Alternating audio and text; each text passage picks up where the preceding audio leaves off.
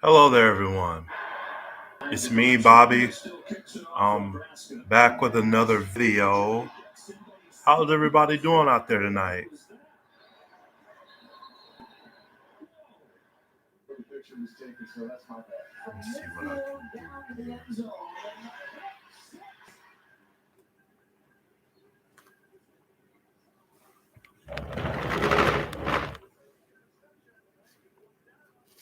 Um, Hope everybody's doing well tonight. Uh,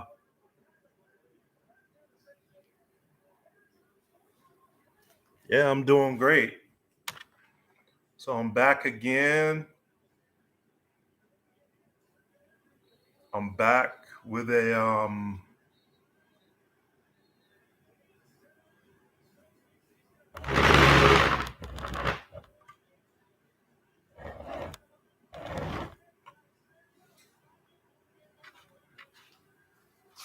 back with another video for you guys. Um, so last week I um I did another video. I did a video, and it was one about Bill Goldberg and why his return was bad for WWE. I hope to start doing this quite often. This week's going to be kind of difficult, but I'm going to try to make one for you guys.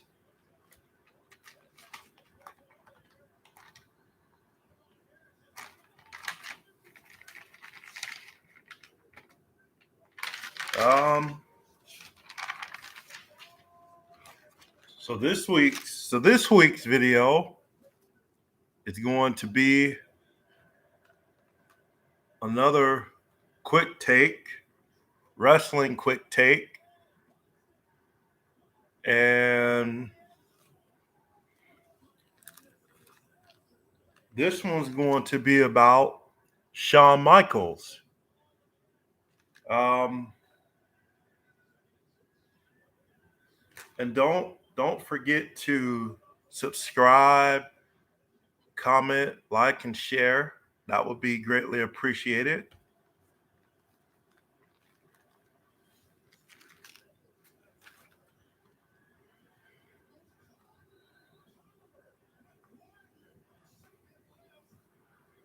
Um,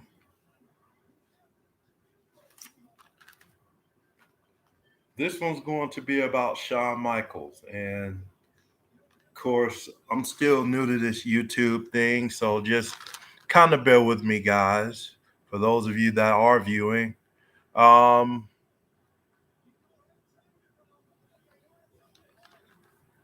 this week's video is going to be entitled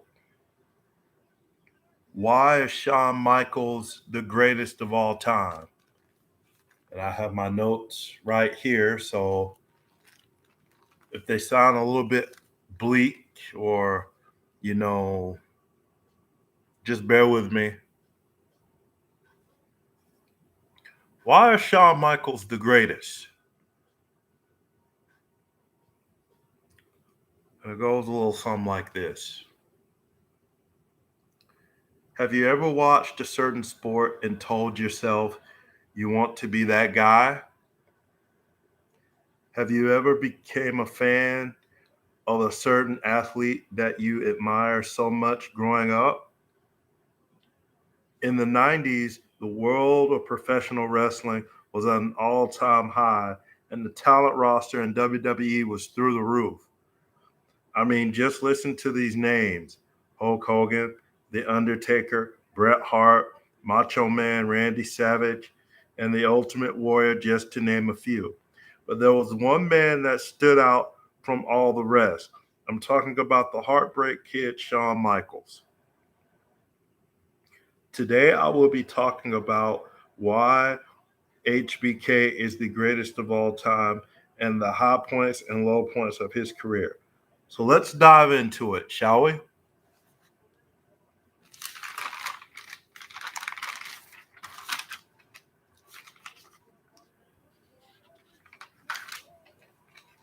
I'm going to start off by, again, reading my notes here.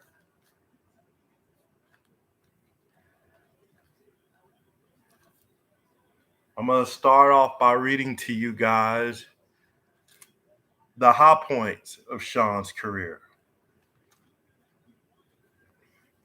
In every man's career,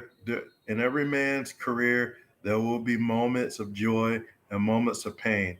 Here I will be talking about the best moments of Shawn's career. Shawn has had some very good matches in his career, but I will only give you three of my personal favorites. So here we go. The first match I want to talk about is the ladder match he had against the bad guy himself, Razor Ramon, at WrestleMania 10. This match was a barn burner of a match. According to BleacherReport.com, although it wasn't the first ladder match in professional wrestling history or even the first one in WWE history, Michaels and Razor Ramon helped make the ladder match a staple for the company at WrestleMania. The match, which took place at New York City's Madison Square Garden, was months in the making. With the Intercontinental Championship literally hanging in the balance. HBK was the champion, but after taking a hiatus, Ramon was crowned the new title holder. Michaels returned and claimed he was the real champion, in which led to their WrestleMania 10 ladder match. With two Intercontinental Championships suspended from the ceiling, Michaels and Razor combined put on what was one of the most innovative matches in WrestleMania history at that time. Now just think about it. In '94, there was a lot of stuff going on. I mean, you got to think both were clearly reaching the or coming closer to their, you know, physical prime at that time period. But I was just a little old boy back then. But I watched, and even though Shawn didn't win, he still put up one hell of a match. Um, it it was just a barn burner of a match. I mean, if you don't have NBC's Peacock, I advise you to get it today and relive that match. You won't be disappointed. The second best match in his career, in my opinion, is the match he had against Chris Jericho at WrestleMania 19. According to the Sportster.com, Shawn Michaels had his first WrestleMania match in 5 years at WrestleMania 19 against Chris Jericho. HBK's legacy of having strong matches on the show continued with Michaels once again putting on an instant classic against a new foe. WWE used a great story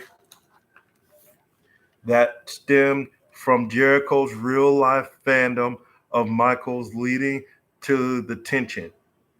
Jericho admitted that this was a bigger deal to him than his main event at the prior WrestleMania. Michaels proved that he was still an elite performer on the biggest stage.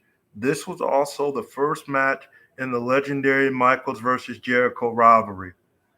By the way, WrestleMania 19 took place in 2003. I would have been I would have been 13 years old back then.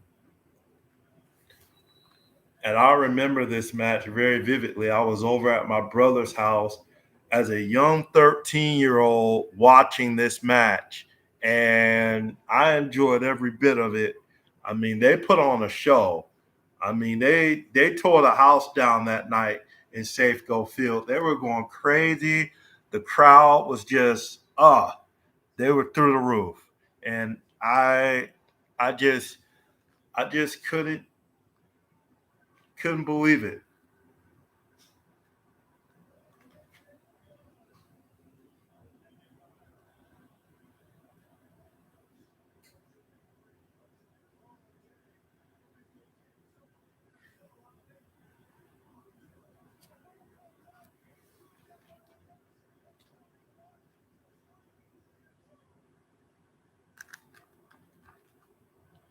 The third and final match has to be the 60-minute Iron Man match at WrestleMania 12 in 1996.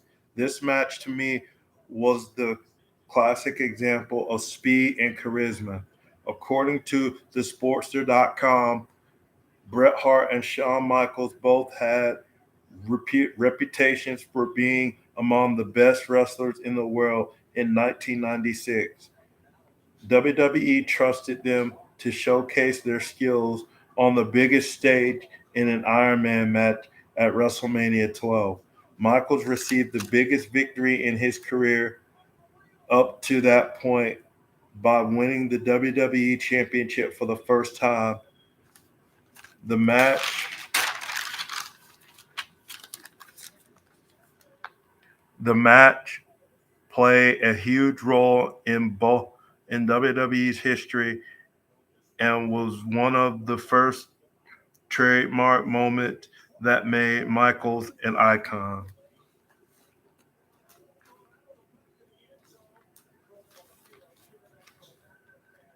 All right.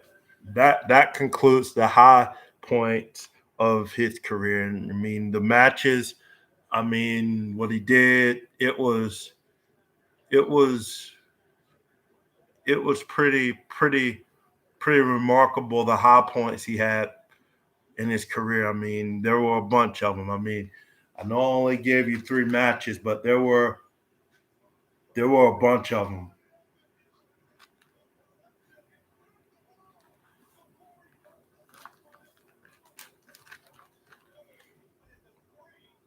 Okay, now let's talk about the lows, the lowest of lows of his career. The low point of Shawn Michaels' career. There comes a point in every man's career where he has to face trials and tribulations. But through it all, you have the power and strength to get through them. The first low point of his career was when Shawn Michaels lost his smile. According to WhatCulture.com, when Shawn Michaels claimed to have lost his smile, he was ridiculed. As far as punching up went, it was an uppercut many fans aimed in his direction just to make sure, but he wasn't technically wrong. He was an unhappy man. He was an unhappy man, impossible to sympathize with. Shawn Michaels was the snake requesting forgiveness for literally the seventh time on February 13th, 1997. The second low point of his career, and just to take a quick moment here, I remember when he lost his smile. I mean, he wasn't a happy guy. I mean, you know, he had to go home and just kind of redefine himself, not only as a wrestler, but as a person. You know what I mean? He he kind of, you know, he was going through a lot at that time period. You know what I mean? And so he had to rediscover himself. The second low point of his career has to be his drug addiction. According to grunge.com, after suffering a back injury at the hands of the Undertaker in January 1998, Shawn Michaels' drug addiction escalated even further, using muscle relaxers to deal with the pain. Michael's wife, Rebecca Curtsy Hickenbottom, watched her husband continuously pass out at meals via biography. After his 2-year-old son Cameron caught Michaels passed out on the couch, the Heartbreak Kid had an empathy. According to his wife Rebecca, he woke up the next morning and told me he was never taking pills or drinking again. From that point he didn't. It was it was an instantaneous letting go of the drugs and alcohol. Of course, he would make an incredible return to to the ring in 2002. I personally I personally believe that Shawn Michaels' story is without question one of the best comeback stories in the history of WWE besides the Hulk Hogan comeback.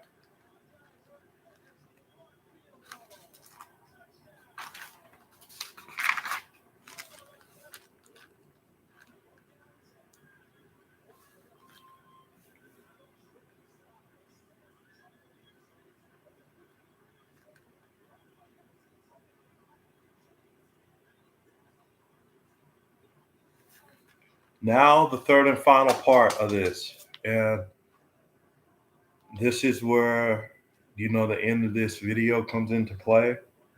Um, in retrospective, HBK is the best ever.